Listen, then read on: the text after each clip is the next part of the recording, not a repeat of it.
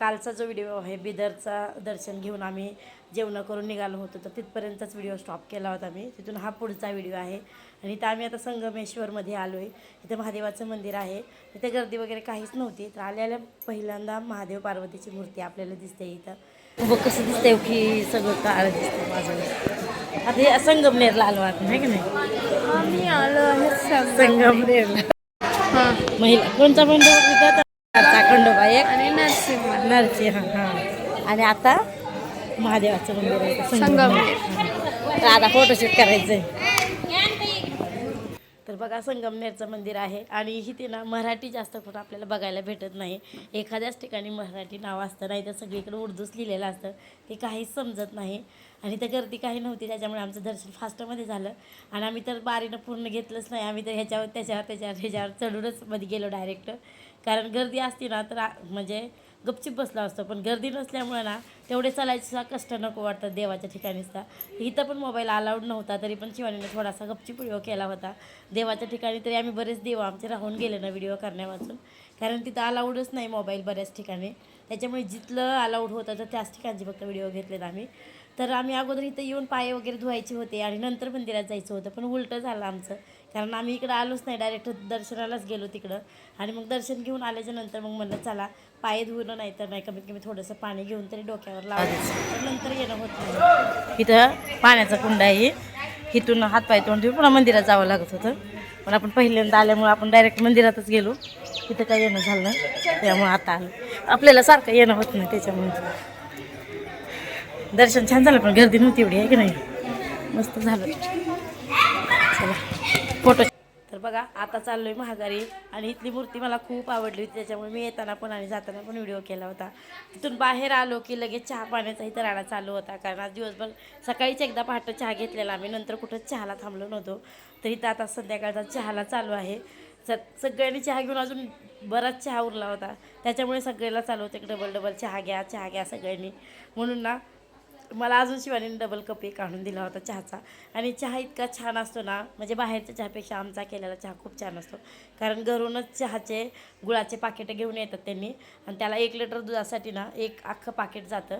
थोडंसं पाणी वतायचं त्याच्यामध्ये, आणि चहापत्ती वगैरे काहीच लागत ना. तो चहा खूप छान होतो. त्याच्यामुळे मी त्यांना विचार केला होता की मला पण घेऊन जायचा पुढा हा चहाचा, म्हणजे आपला गुळाचा, गुळ पावडरचा. पण येताना मला म्हणजे जमलंच नाही, कारण मी अर्जंटमध्ये आले म्हणून. तर इथं खूप वेळ चहाचाच राडा चालू होता ह्यांचा. म्हणून मग आम्ही इथं आमचं कमीत कमी तास 1.5 तास आमचा तिथंच गेला. रील वगैरे खूप सारे बनवले पोरींनी, पण त्यांचा एकही व्हिडिओ व्यवस्थित असा झाला नाही. तर ते बघा शिवानीने मला डबलचा चहा आणून दिला आहे अजून, कारण खराब होण्यापेक्षा डबल घेतलं तर ती जातं तर या पोटामध्ये, नाहीतर मग उगाचच.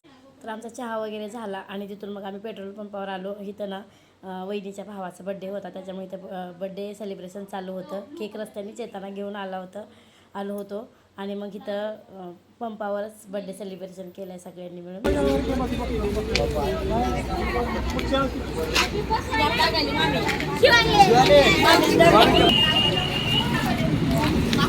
ये देखो बर्थडे बॉय.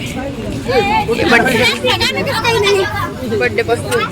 तर इथं वहिनीच्या भावाचा बड्डे होता, त्याच्यासाठी ना खूप लांब जाऊन ही केक आणला होता. तर फार मोठा होता, 1 किलोचा चांगला केक होता. पण केक बघितला ना तेव्हा आम्हाला वाटलं की हा साधा केक आहे, नाही चांगला लागणार, खूप बेकार लागतो का काय, एवढा केक वाया जातो का काय, असं वाटत होतं. पण आमच्या इकडं ना एकदा समूसाठी आम्ही गिटारचा केक आणला होता. इतका खराब लागला ना तो केक आम्हाला, तेवढा केक आम्ही टाकून दिला होता.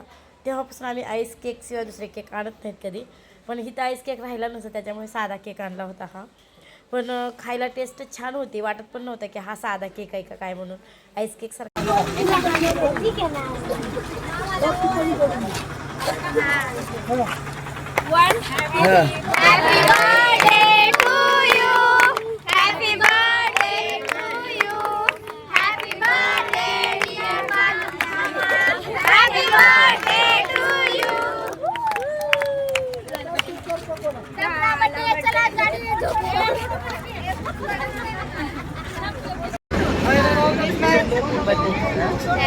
सेलिब्रेशन. तर आता कुठे जायचं नाही ना आपल्याला, आता झोपायचं कसं काय माहिती बाहेर. चला आता संध्याकाळचा टाईम झालाय आता. तर संध्याकाळी आम्ही बर्थडे वगैरे सेलिब्रेशन केलं आणि तिथून थोडंसं पुढे आलो. तिथंच आम्ही संध्याकाळचा मुक्काम केला होता. कारण ह्याच्या पुढे जर जायचं म्हणलं असतं ना तर पूर्ण पुढे जंगल होतं इथून तिथून, आणि त्या जंगलामध्ये ना सगळे प्राणी वगैरे फिरतात. त्याच्यामुळे ना पुढे कोणाला जाऊ देत नाहीत, म्हणून आम्ही इथंच थांबलो होतो. तिथं संध्याकाळचा मुक्काम वगैरे केला आणि सकाळचं लवकर पहाटे उठून चहा वगैरे चालू होता इथं आमचा. आता चहा बिस्किट खायलो आहे आम्ही सगळे. एकदा चहा बिस्किट खाल्लं ना तर दिवसभर म्हणजे कमीत कमी 11-12 वाजेपर्यंत तरी टेन्शन नाही खाण्यापिण्याचं. तर इथलं दृश्य बघा, आम्ही जिथं थांबलो होतो तिथलं हे दृश्य आहे आजूबाजूचं. कसलं भारी वाटत होतं ना, असं वाटत होतं ना की तिथंच थांबावं, जाऊच नाही तिथून. एवढं छान आणि एकदम शांत वातावरण वाटत होतं. असं वाटायचं की आपल्या गावात का नाही असं एवढं शांत वातावरण आणि असं एकदम मैदान वगैरे असं वाटत होतं. तर आम्ही तिथून 6 वाजता निघालो, थोडं उजडल्याच्या नंतर. तर पुढे तुम्हाला दिसेलच की किती म्हणजे सगळं गायरान, एकदम मोठं जंगल, व्यवस्थित रस्ता नाही, काही नाही. मी तर ते आजूबाजूचं काहीच दृश्य बघितलं नाही. मी एकदा गाडीत बसले की मला अशी झोप लागते ना, काही सांगायलाच नको. माझी किती बेकार झोप लागते मला. त्याच्यामुळे ना मी आजूबाजूचं दृश्य काहीच बघितलं नाही. थोडंफार जरी उठली ना तर थोडासा व्हिडिओ शूट केलेला, तेच काही बी बघितलेलं. नाहीतर ना मी आजूबाजूचं काहीच बघत नाही. इतकं जंगल होतं, रस्ते व्यवस्थित नव्हते, असं तसं होतं चालू, पण मी काहीच बघितलं नाही. तिथून आम्ही आलो इथं, हे टोल नाका पास केला इथला आणि मग पुढे गेलो. पुढे अजून बरंच म्हणजे वाटेने आम्हाला मंदिर वगैरे एक लागणार होतं पुढे, तर तिथंच आम्हाला जायला चालू होतं. तर हे जे बघा वरी डोंगरावर जाण्यासाठी किती छान असा रस्ता आहे इथला. मला इथलं पण दृश्य खूप आवडलं बघितल्यावर. काय ते इथं थोडीशी, कारण मी जागी झाली होती त्याच्यामुळे मग हे इथलं दृश्य मला आवडलं, म्हणून म्हटलं चला तुमच्यासोबत पण शेअर करू थोडंसं. भारी वाटत होतं बघायला. आणि असं तर आपण कुठे जात नाही, येत नाही, असं कधीतरी कुठं बाहेर गेलं तर मग भारी वाटतं आपल्याला. त्याच्यामुळे मग मी व्हिडिओ शूट करून घेतला होता इथला.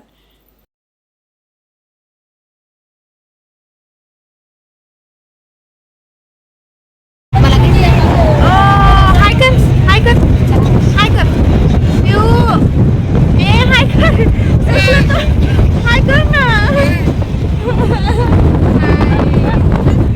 हा कर हा ग. तर तुम्ही बघितलं ना पिऊचं तोड कसलं झालं आहे. तिचा मूड असला ना एवढं भारी बोलती ना ती की काही सांगायलाच नको. तिचं बोलणं ऐकत राहावं वाटतं, पण तिचा मूड नसला ना एवढं येड्यासारखं करते ना ती की काही सांगायलाच नको. मग एकाला पण जवळ येऊ देत नाही, डायरेक्ट मारायला सुरुवात करते. आणि तिला जर घ्यायचा प्रयत्न केला ती डायरेक्टच म्हणते की तू काय मम्मी आहे का माझी की मला घ्यायला लागली तू, असलं करते ती. तर शिवानीपाशी समूपाशी थोडाफार बसत होती, पण माझ्याकडं तर ती कसलंच येत नाही. माझ्याकडे असं जास्त करून लेकरं येतच नाही ती. मी त्यांना जीव लावत नसेल अगर काय वाटत असेल माझ्याबद्दल मला माहीत नाही, पण जास्त करून लहान मुलं माझ्याकडे येत नाहीत. मग कधीतरी घ्यायला गेलं ना तर ॲग्नेस हात वगैरे अवघडला घ्यावा आपण म्हणलं तर ती म्हणते की तू काय मम्मी आहे का माझी की कशाला घेते मला, असं चालू असतं तिचं. मग कसं तरी मगाशी शिवानीपाशी थोडं बसली होती तर बघा इथं वाघाचं चित्र दाखवते, कसलं भारी जंगल आहे इथं. म्हणून नाही तर आम्हाला संध्याकाळी एंट्री नसते गाड्यांना यायला जायला. 6 वाजल्याच्या नंतरच मग तिथून बाहेर निघायला एंट्री असते. तर इथून तिथून पूर्ण जंगल होतं. मी काही जास्त बघितलं नाही कारण मी झोपेत होते. कारण मग अशाच म्हणलं ना मला खूप झोप लागते गाडीमध्ये, खूप म्हणजे खूप झोप लागते. तर हा जो बाहेरचा व्हिडिओ आहे ना हा सुद्धा व्हिडिओ शिवानीनंच केला असेल, कारण माझ्यापेक्षा जास्त तिला म्हणजे नाद आहे व्हिडिओ बनवायचा, त्याच्यामुळे तिनंच जास्त करून व्हिडिओ घेतला असेल. म्हणून मी पण आता व्हिडिओ एडिट करताना बघते की किती खरंच घने जंगल होतं कसलं. सगळे म्हणले की खूप पुढे पूर्ण जंगलाचा रस्ता आहे, पुढे पण जंगलाचा रस्ता आहे, पण मी ह्यातलं काहीच बघितलं नव्हतं. मी आत्ताच तुमच्यासोबत शेअर करतानाच मी पण बघते पहिल्यांदाच की खरंच कसलं जंगल आहे भारी असं वाटलं मला सुद्धा.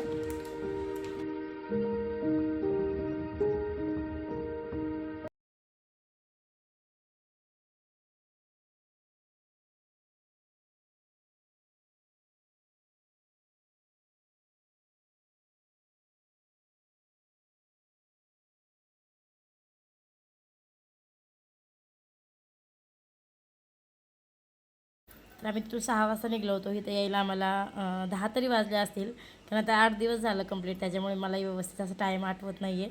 पण इथं नदीला आंघोळ्या वगैरे करायला आलो होतो आम्ही, कारण पुढे एक देवाचं मंदिर होतं, तर इथं आंघोळ्या करून आम्हाला तिथं दर्शनाला जायचं होतं. त्याच्यामुळे इथं आम्ही सगळ्यांनी आंघोळ्या वगैरे केल्या आणि नंतर आम्ही पुढे गेलो.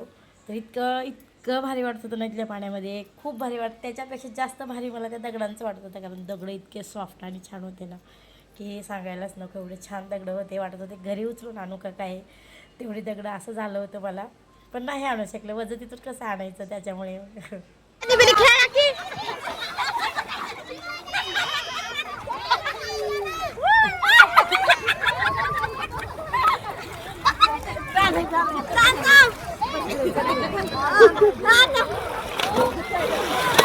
बस बस.